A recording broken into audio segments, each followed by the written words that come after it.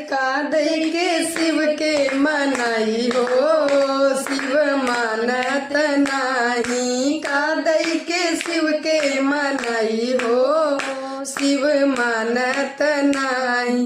पूड़ी मिठाई शिव के मनही न भावे, पुड़िया मिठाई शिव के मनही न भावे। अरे भांग धतुर कहाँ पाई हो, शिव मानत नाही। भंगिया धतुर कहाँ आई हो, शिव मानत नाही। का दई के शिव के मनाई हो, शिव मानत नाही। गाड़ी और घोड़ा शिव के मनही न भावे, गाड़ी और घोड़ा शिव के मनही न भावे। बसा बायल कहाँ पाई हो,